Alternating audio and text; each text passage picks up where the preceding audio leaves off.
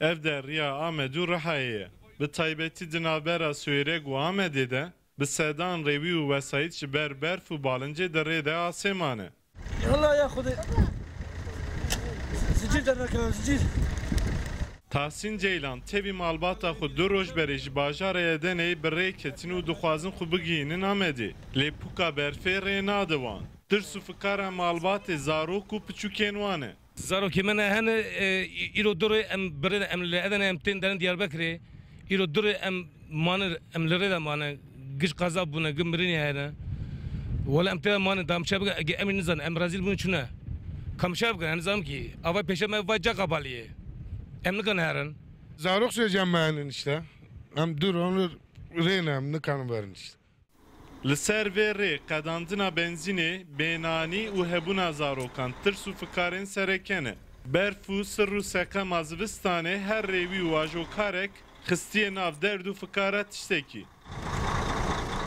Li ser Riya Amed û Rihayê ji ber berfê rê xitimiye û bi sedana re ve divê sir û seqemê de asêman e. Bi qasîk û welatî û rêwî di rê de bêhezirî hatine girtin, ew qasî diyar e rêveberiya rêyên bejahî jî amadekariyên pêwîst nekiriye.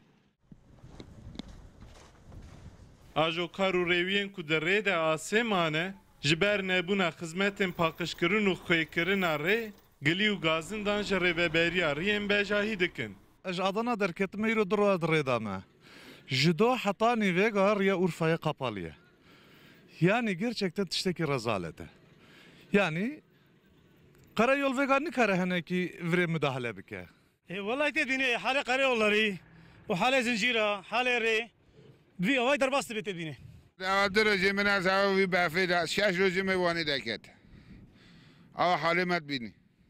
Şevêdî ve em ancak hanevê de avê de jî halê me dibînî. Em çi awê herin nizam. Xwedê xabîr neke karayolê de başka em tişte nabîşin. Riya ku qeşa girtiye wesayîtan dişemitîne û ji rê derdixe. Li ser Riya Amed û Rihayê di hundirê du rojan de bi dehan wesayîtan qeza kirine. Di encama van qeza û bûyerên hat û çoyî de du welatiyan canê xwe ji destan û derdora çil kesan jî birîndar bûn. Serkanînce Rûda û Riha